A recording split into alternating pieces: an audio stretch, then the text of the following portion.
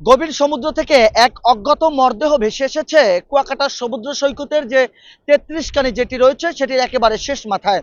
আপনাদেরকে জানিয়ে রাখতে চাই যে বৈরী আবহাওয়াকে কেন্দ্র করে গভীর সমুদ্র অনেকটা উত্তাল রয়েছে। ইতিমধ্যেই বিভিন্ন ট্রলার ডুবির ঘটনাও আমরা জানতে পেরেছি। তবে সেই উত্তাল সমুদ্রের মধ্য থেকেই কিন্তু গভীর সমুদ্র থেকে এক অজ্ঞাত ব্যক্তির অর্ধগলিত অবস্থায় মরদেহ ভেসে এসেছে কুয়াকাটায়।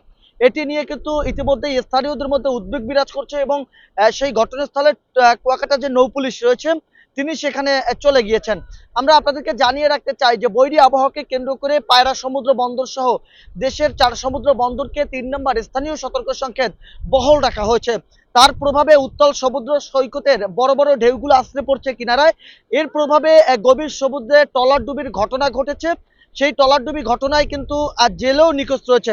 আমরা গতকাল যে একটি নিউজ প্রচার করেছিলাম যে মৌডুবির গভীর সমুদ্রে অর্থাৎ ৬০ কিলোমিটার দূর থেকে একটি ট্রলার ডুবির ঘটনা ঘটেছে। সেই ট্রলার ডুবির ঘটনায় ১১ জন জেলের মধ্যে ৬ জন জেলে এখনো নিখোঁজ রয়েছে।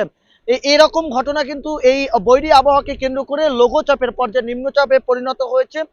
গভীর সমুদ্রে ট্রলার ডুবির ঘটনা ঘটেছে। এই ঘটনার পর থেকে আজকে কিন্তু কুয়াকাটা সমুদ্র সৈকতে এক অর্ধগলিত অবস্থায় এক জেলের মরদেহ ভেসে এসেছে এমনটাই ধারণা করছেন স্থানীয়রা। এছাড়াও স্থানীয়দের সাথে কথা বলেছি, তারা বলেছে যে আনুমানিক ১টা থেকে ১:৩০টার দিকে কুয়াকাটা সমুদ্র সৈকতের গভীর সমুদ্র থেকে লাশটি ভেসে আসতে দেখেন।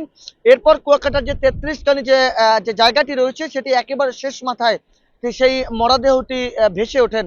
এরপর স্থানীয়রা সংবাদকর্মীদের খবর দেন এবং কুয়াকাটা নৌ পুলিশকে খবর দেন এবং থানা পুলিশকে খবর দেন। খবর পাওয়ার সাথে সাথে থানা পুলিশ এবং নৌ পুলিশ ঘটনাস্থলে ছুটে গেছেন এবং তারা সেটিকে তাদের নিজস্ব যে আইনি প্রক্রিয়া রয়েছে সেই আইনি প্রক্রিয়ায় তারা কার্যক্রম করছেন এমনটা কিন্তু আমরা জানার চেষ্টা করেছি।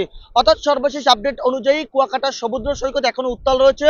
পায়রা সমুদ্র বন্দর সহ দেশের ৪ সমুদ্র বন্দরে ৩ নম্বর স্থানীয় সতর্ক সংকেত বহাল রয়েছে এবং বৈরী আবহাওয়াকে কেন্দ্র করে উত্তাল সমুদ্র সৈকত থাকার কারণে ইতিমধ্যেই ট্রলার ডুবির ঘটনাও কিন্তু আমরা জানতে পেরেছি এবং গতকাল যে তথ্যটি আমরা আপনাদেরকে জানিয়েছিলাম যে মৌডুবির একটি ট্রলার ডুবেছে, সেই ট্রলারের ১১ জন জেলের মধ্যে এখনো ৬ জন কিন্তু নিখোঁজ রয়েছে। জাহিদুল ইসলাম জাহিদ, খবর কুয়াকাটা।